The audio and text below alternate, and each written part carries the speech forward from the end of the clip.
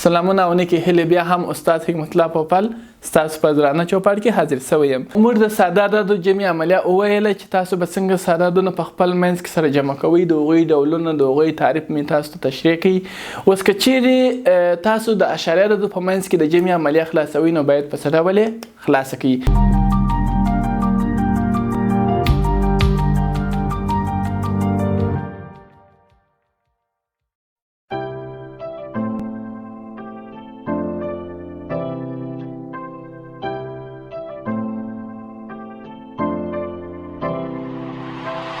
ګورئ که چیرې تاسو د اشاریه عددو په منځ کې جمع خلاصوئ، زموږ عنوان چې دی اشاریې جمع کول.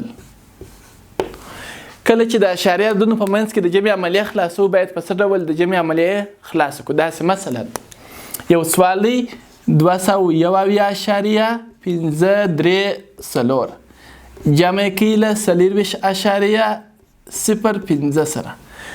تاسو دغه اشاریه لرونکي عددونه په خپل منځ کې څه ډول جمع کوئ؟ د ساده عدد جمع خو مو سره په خلاص، اوس د اشاریه عدد جمع تاسو باید څه ډول خلاصه کړئ؟ د اشاریه عدد جمع کولو لپاره اوله خبره دا ده چې اشاریه باید تر اشاریه لاندې ولیکل شي. مثلا غواړئ چې دا دوه عدد جمع کړئ، تاسو به ولیکئ چې 201.53.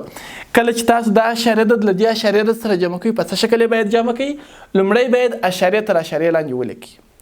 اول باید اشاریه تر اشاریه لاندې ولیکو. د اشاریه مخته چیجې ته اشاریه برخه وایي، تر اشاریه وروسته چیجې ته غیر اشاري برخه یا صحیح برخه هم ورته وایي.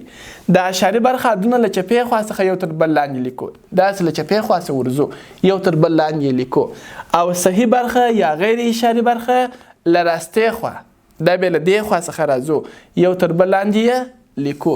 کله چې مې اعداد یو تر بل لاندې ترتیب کړله بیا نو په منځ کې د جمع عملیه خلاصه کړئ چې تر 4 لاندې شی نسته خپله 4 3 او 5 چې جمع کو په خپل منځ کې دا 0 او 5 چې جمع کو دا 0 د جمع د عملیې د عینیت عنصرو که پر هر عدد جمع کو بیرته هم عیني د هغه عدد په لاس راکړئ. له اشاریو څخه باید یو اشاریه ولیکئ. یو او 4 چې جمع کو دا کېږي 5 او 2 چې جمع کو دا کېږي 9 او له 2 لاندې کوم عدد نسته ځکه یې پر خپل حالت سره لیکو. تاسو به اشاریه په دغه ډول سره جمع کوئ. مثلا یو بل عدد دی، تاسو غواړئ مثلا 200.52 جمع کړئ له 21.05 جمع کړئ له 4.4 سره. دغه اشاریه رقمونه په خپل منځ کې جمع کړئ. څه ډول باید اشاریه رقمونه په خپل منځ کې جمع کړئ؟ په دې شکل سره 200.52 اول اشاریه تر اشاریه لاندې باید ولیکل سي. اشاري برخه باید د کومې خوا ولیکل سي؟ له چپې خوا څخه، داسې له چپې خوا څخه، له دې خوا څخه داسې ورځو، مګر غیر اشاري بیا له راستې خوا څخه. د دې هم اول اشاریه تر اشاریه لاندې باید ولیکل سي. اشاري برخه چې ده باید له چپې خوا څخه ولیکل سي، تر اشاریه وروسته ده هغه باید له راستې خوا ولیکل سي. بیا نو د دې په منځ کې د جمع عملیه خلاصوو. له 2 لاندې کوم عدد نسته خپله باید 2 ولیکل سي. او 5 چې جمع کو 2 جمع 5 دا کېږي 12.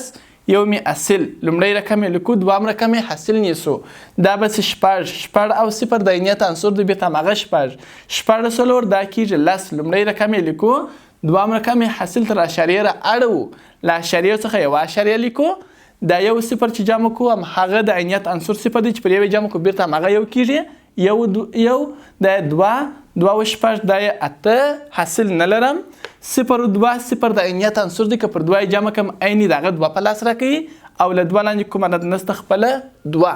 نو د دغه اشاري رقمونو د جمع حاصل چې دی 228.022 دا د دې د جمع حاصل دی.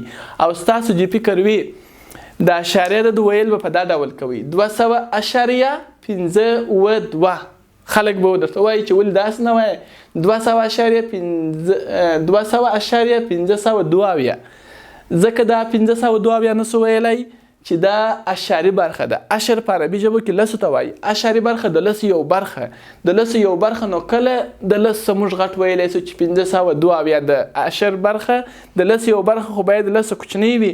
معنا اوس که دا 2 نه وایي 50 مې هم نسو ویلی ځکه دا اشاري برخه خو باید د لسو کوچنی نو د 50 خو چې تر لس غټ ویل داسې باید ووایي په هر یو رقمي تر لسو کوچنی دی. یعنی 5 اوه 2 داسې باید ووایه ځکه دا اشاري برخه ده. اشر برخه یعنی د لس یو برخه باید د لس کوچنی ویل سي ځکه په یو رقمي سره وایم. ځکه که چیرې په 2 رقمي یا په 3 رقمي ټول یو ځای ووایه تر لسو غټ ویل کیږي. اشاري برخه هیڅ کله باید د لس غټ ونه ویل سي. نو په دا خاطر یې 5 اوه 2 وایو. مننه. دا و د اشاریه اعدادو جمع.